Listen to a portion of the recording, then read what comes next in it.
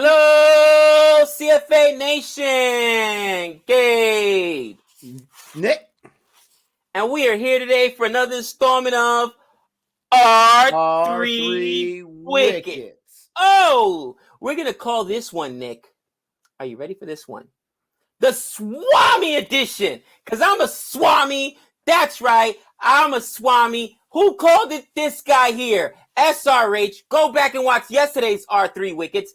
Yeah, just get so a couple more views. I'll take it. You know what I'm saying? Watch yesterday's R3 Wickets. Let's get that bad boy over 1,000 because I called it here, right? I said SRH was going to win. I said they were going to come out and dominate, and they did. And not only did they win, they should have won by a bigger margin. You know what? Bro, call me Gabe-Stradamus, all right? Gabe-Stradamus, because I'm predicting the future. I'm telling you, Nick, I'm feeling myself. I'm feeling myself. I'm feeling good about this win, Nick. And really, Rajasthan Royals, you guys had a shot today to pick up 2 points and get yourself into playoff contention. Unfortunately, did not happen. And we're going to get into that shortly. So this match was crazy. I was completely wrong with this match. I had thought that SRH was going to lose again because they've been terrible. They got rid of Warner. Whatever happened, so I'm not sure if he's off the team forever or whatever. I woke up and he wasn't on the squad. They brought in Roy, and a whole lot of good things happened. But I did not think that Rajasthan had a chance of losing this match because SRH just got destroyed in the last match they played at Sharjah. And Rajasthan had a chance. I believe they're one of those teams that are tied with 8 points to move up on the points table. And they missed a golden opportunity. SRH has only won one game this entire season. And Rajasthan put up 164. I thought SRH would have no chance to chase. So I was completely and utterly wrong about that. Man alive. Dude, I mean, ultimately, it comes down to what we've talked about last year, talking about people who know a lot more cricket than we do. And probably the X factor has been David Warner. I don't know Jared Kimber as far as being an expert, but after I listened to his to his explanation on why the Sunrise, after their last terrible loss, have been so poorly, and he talked about David Warner's captaincy and his personal issues bleeding over. Captaincy matters. We've said it tons of times. And not just captaincy, but when you got that kind of negative energy, that kind of person in the lineup, it's going to affect the rest of the lineup. It just is. And you saw him not there today. They brought in Jason Roy, and you know what? The top order did what they had to do. They ended up winning the game. As usual, I went with Sunrisers A because of what I heard from Kimber, but B, also what I heard from Harsha Bogley when he mentioned that, listen, this team has way too much talent, and for them to end up, all these IPL teams have way too much talent. There's only 8 teams, so they all got the best players in the world. There's never been a team that has finished with less than 5 wins. So I said, what's the chances? So that's one of the reasons I went with them. But, you know, it was a great match. I'm glad that they won. I hope that this is a permanent move. And I got nothing personal against David Warner. I just think that right now he's not in a bad place. He's not in a good place, and he's not in form, so he's not helping the team. Absolutely. So let's go ahead and start off with, I'll take the Rajasthan Royals, start off with what I liked. I mean, I still don't understand how they lost this match. They got chased in the 19th over. But what I liked was the fact that you had Jaiswal, you had Samson. They put together a really good partnership.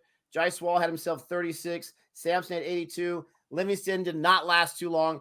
And then Samson had a good partnership with Lamroar as well. So you had 36, 82, 29 from 3 of your batsmen. That was basically the entire offense from the squad.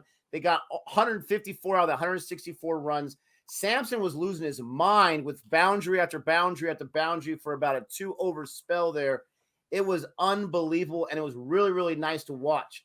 On the bowling side for the Rajasthan Royals, there wasn't a whole lot to love besides Sakuraya. He had a low economy rate-ish. He still gave up 8 per over, but he got himself a nice wicket. And then you got Mustafa Sar, you got Lamroar. I like seeing Lamroar get a wicket because he's on my fantasies. Dream 11, he was my vice captain, so that was nice to see. But the Royals, I mean, I'll get to that later. There wasn't a whole lot I liked from their side. They They had a drop there in the 11th over, but Roy was cooking. They could have got him about 7 balls before they actually did. So it didn't seem to make a big difference. And I mean, that's basically all I liked from the Royals side.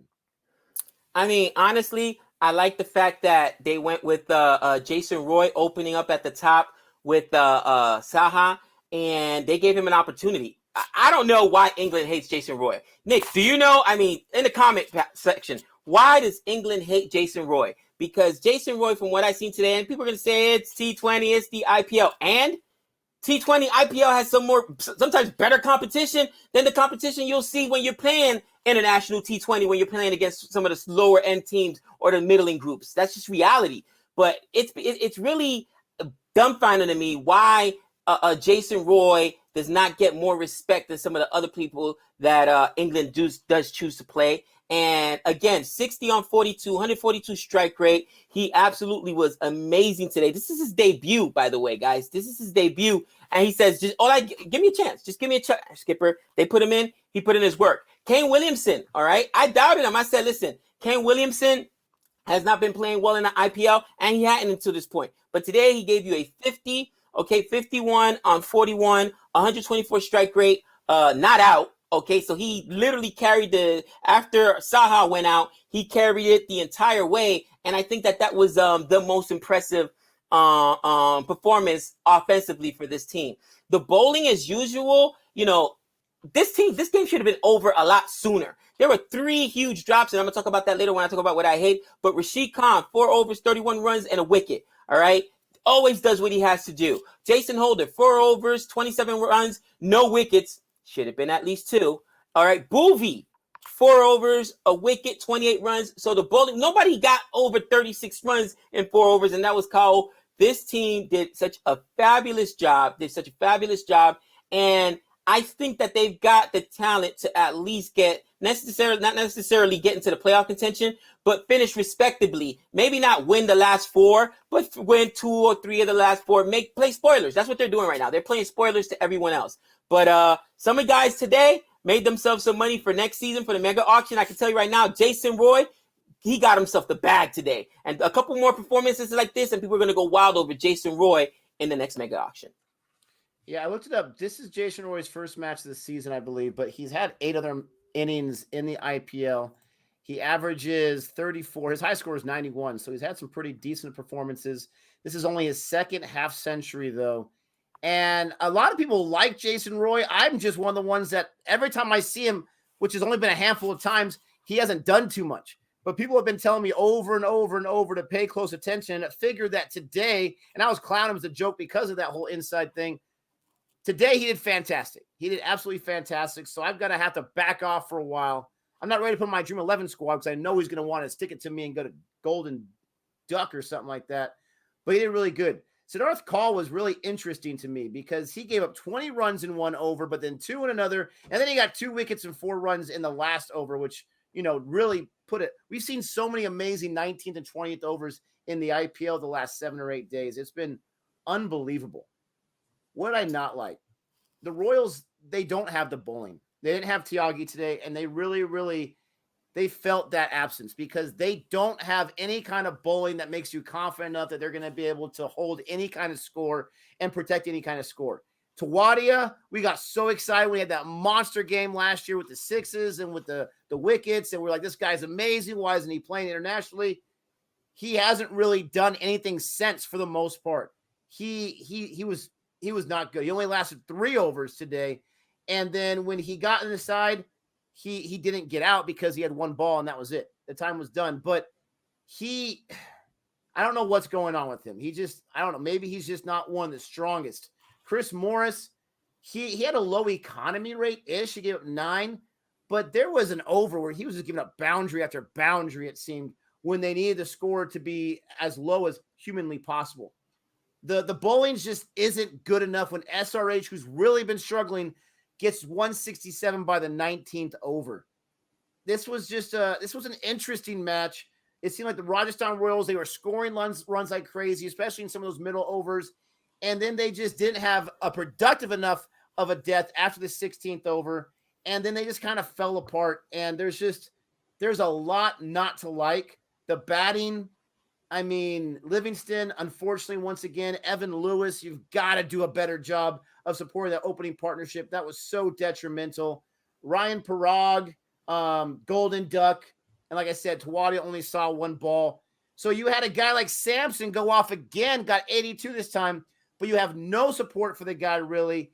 And it's unfortunate. The Royals, they do what the Royals did. You have 4 teams that are 4-6 right now after 10 matches. 4-6. Those are horrible records. They could have separated themselves, but they weren't able to do it. And that's super sad. But the Royals have the same flaws that SRH has. SRH, they have holes. And when you're not a great team, when you're not a top team like a DC, like a CSK, like former Mumbai Indians, not this version of Mumbai Indians, but a former Mumbai Indians, you have to play clean. And I'm going to just jump into what I did not like. This game should have been over a lot sooner, all right? Go back and watch the tape. There were at least 3 clear drops. The one drop that happened on Jason Jason Holder's over, that's unexcusable. He's literally, it's a sitter. He's not moving. It wasn't a tough catch. He was waiting for it, and it literally hit his hands. He, instead of high pointing the ball, which is what you're always supposed to do, he tried to catch it in a basket catch on his stomach. It went down. It wasn't even like it was a line drive. It was coming down. That's unacceptable. That was absolutely terrible. There were a few other drops earlier on in the game that I was just like, guys, this is why you don't win. And if you don't win this game, this is going to be why you lost this game, because you guys have to play cleaner. Even there at the end, Lamore got dropped, okay? Another wicket could have fallen. What does that matter, Gabe? They won. Because it matters when it comes to run rate if they get that extra wicket, right? Those things matter, and they have to clean it up. And some of these other guys that just, come on, you can't get a simple catch. That's unacceptable. That's lack of focus. And to me, that's some of the culture of this team that needs to be changed. You know, with that being said, individual performances that I did not like outside of just the drop, okay? And for me, I always talk about trying to have some balance, right? Trying to have some help, okay? The bowling did what it's supposed to do. But if not Jason Roy, Saha went down at 18, and you got 51 on Kane Williamson. Are we going to ask Kane Williamson and Jason Roy to give you a combined 111 runs every game? No. And Parag came in and went out on a duck. Okay? Mustafar got him. Everybody tells me, is it Priyam or Param? I can't remember, but Priyam Garg, that this guy was supposed to be so good. Where is it? I haven't seen this guy be good. And this guy's coming in, number 4 in the batting order? Sometimes they brought him at 5. I do not get it, Nick, and it drives me crazy. Like, I was expecting to see Holder there. We've seen Holder be better than that. We've seen Holder almost won a game for you guys. Oh, I think he did win that last game for you guys, with the only game you've won with all those 6s he hit. Like, I do not understand, and it drives me crazy. Like, they got to get deeper. In the auction, that's what they have to think to themselves. Listen, these guys that haven't worked out, whether it's Abhishek Sharma, whether it's Priyan Garg, Saha's a wicketkeeper. You're keeping him because you're getting rid of Johnny Bairstow, right? You're not going to retain Johnny Bairstow. But go out and get you a Sky. Go out and get you, and even though Sky's not in bad form right now, but Sky hasn't been in form for 3 or 4 games. Parag hasn't been in form for 2 seasons now. I haven't seen it. Go out and get these guys that other teams are going to have to release because they can't retain them in the mega auction. But for me, that's what I didn't like. Other than that, I'm glad they won,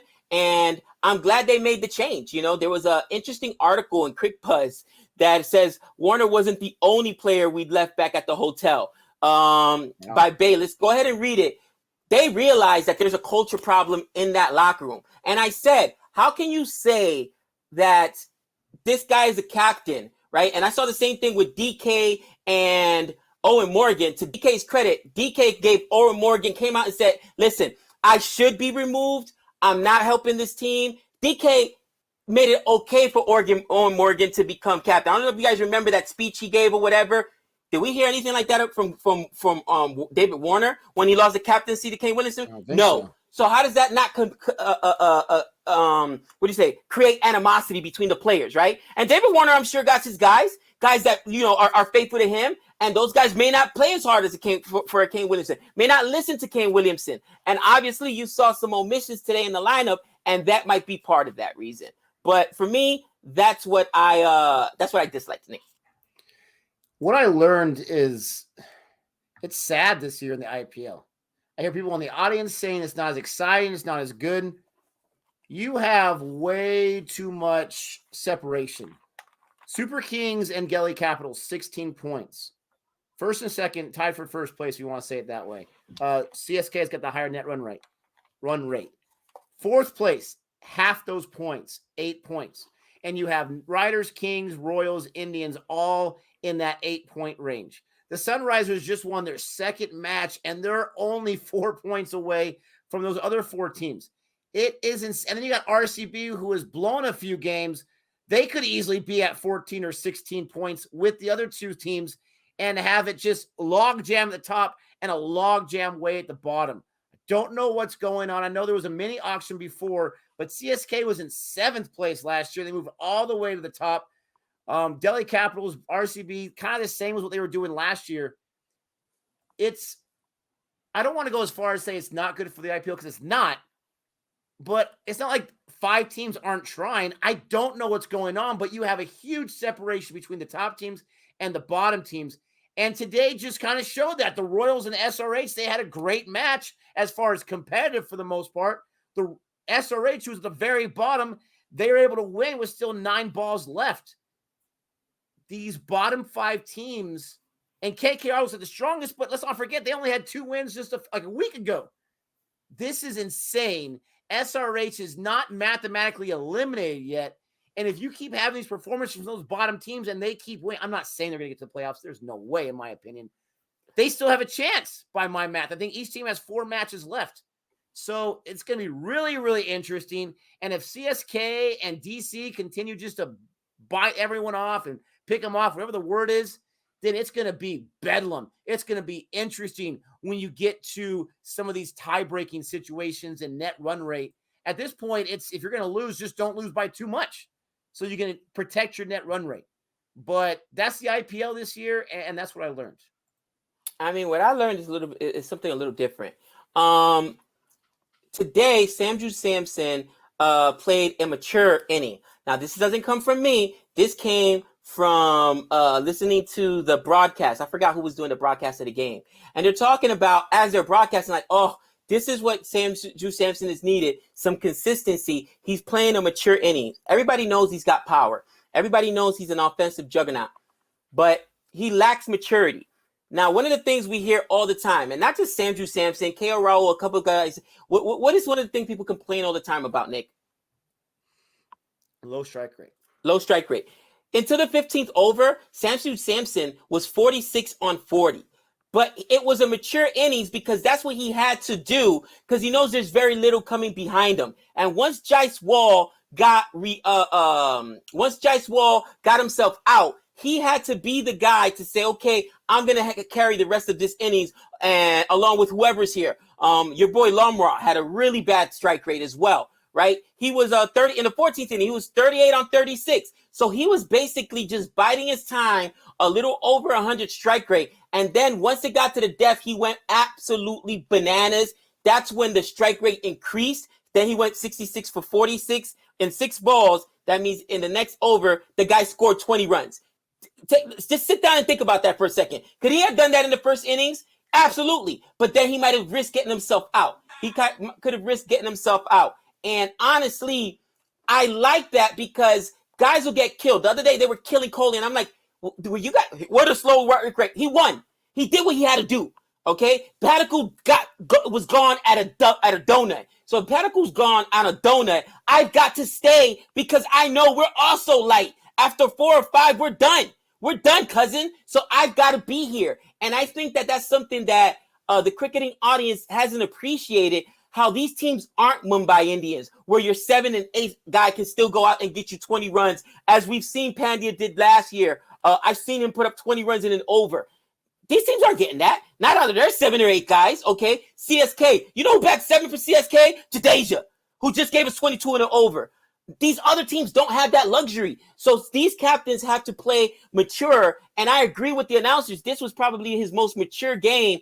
And although I'm happy that that the Sunrisers won, I feel bad for Sanju Samson because he deserved a better fate. They put up the runs. They should have won this game. But again, the bowling. They don't have the bowling. These guys have put up 200 runs before and still lost because they cannot get wickets. But that's what I learned, that yes, strike rate matters, but playing a mature inning matter as well, okay? Look at why he was playing slowly. Look at what it achieved. Did he win the game by playing slowly? Or did he put his team in a position to at least win by playing slowly? You know what I'm saying? So that's really what I kind of focused on today. And to your credit, he mentioned after the game, he said, we lost early wickets too fast, and I had to protect. I had to wait. I had to be patient. He said it was sticky out there. We could have got 10 or 20 more runs easy, but I had to put together a good partnership. And like you said, once I think it was calls over in the 16th over where he just gave up boundary after boundary after boundary. It was quite incredible. So absolutely fantastic. We got 2 matches tomorrow. 4 teams are playing tomorrow. I didn't realize that until just right now. We got some mush picks, my friend. Ooh. Who you got tomorrow? Well, you know what? It's crazy because for the first game, I wanted to go with Dewan, Shigadarwin, and Prithvi Shaw. But the UAE has not treated him well. They haven't established more than a 25 partnership. One or the other's going down quick. And I'm like, oh, you know what I'm saying? They might be due. He may be due. But then I'm thinking to myself, do I go back to that? Do I go back to that well? So, I mean, the mush pick to me is really, really tough because I want to go, and conventional wisdom says DC is going to win this game. I really wanted to go with Andre Russell, but I read that he heard a pop. Pop, people, is not good. All right. I've been around a lot of athletes. I was an athlete myself. You hear a pop, that means you either tore your hamstring. Oh my gosh, please don't let it be a torn hamstring. Or you severely strained it, which any strain, any doctor will tell you is a tear. Okay. So Andre Russell's going to be out for a minute, man. So that means they're light on bowling. No, it's going to be DC. I want KKR with all my heart to win, but it's going to be DC. They lost Andre Russell. They don't have the ammunition without him. That's runs and wickets that it's going to cost them. So I'm going to go with DC, and I'm going to say that Prithvi Shaw and Shikhar Dhawan get off the schneid. I'll go with Shikhar Dhawan as my captain for the first game, and my vice captain will be Prithvi Shaw. Nick? Oh, man alive. I mean, it's tough. I'm going to stick with Iyer as my vice captain. I know we only got like 19 or so last time, but I'm going to keep riding that because it's an uncapped player, and it is fantastic for me. As far as a captain, I'm going to go with Dewan. I got to stay. I'd like to have the openers as my captain or vice captains unless there's a really obvious bowler there. You said Russell's going to be more than likely out, so Crick Buzz is saying, so I can't trust that. And I just don't trust Owen Morgan or anything else like that. I mean, Tripathi, he might lose his mind again, but I don't think he's going to do it 3 matches in a row. So that's who I got, Dewan and Iyer. Nick, for the second match, I finally done it. I'm sending Sky the text. You know, I don't even have the heart to face him face to face, so I'm not gonna FaceTime him. I'm not gonna Skype him. I'm just gonna send him the text and tell him it's over. You're on the Sinister 6. I'm done. Sorry, Sky. Out of my lineup. Pulled him out of my fantasy lineup. He's out of my heart. No more Sky, baby. No, I'm done. Never Sorry, again? Sky. I can't do it. I quit him. Wow. I quit him. I can't do it. Sky, you broke my heart. So Mumbai is a disaster right now. Mumbai is a disaster. 2 Pandyas and a Pollard get you 20 runs. It was less than that. So for me, it's tough. I'm going with the wicket keepers here because I see many wickets falling in both sides because you also know KL Rahul cannot carry this team by himself, and it's super light after him because they hate the universe boss. So I'm going to go with KL Rahul as captain. My vice captain is going to be Quinton de Kock. Let me get those wickets behind the stumps there. Couple edges, couple of runs, and I'll be good to go. Yeah, I'm going to take KL Rahul as my captain as well, but I'm going to take Boomer as my vice. He was money for me as a captain. He's in some kind of form right now, and I got to keep riding that hot hand. The question is, ladies and gentlemen, who do you got for your captains, your vice captains, for your uncapped players for these 4 matches? Who's going to go off? You know someone's going to go off, and someone's going to collect a whole bunch of wickets. Don't forget to like and subscribe. Thank you so much for joining us today, and until next time. That's 6 runs.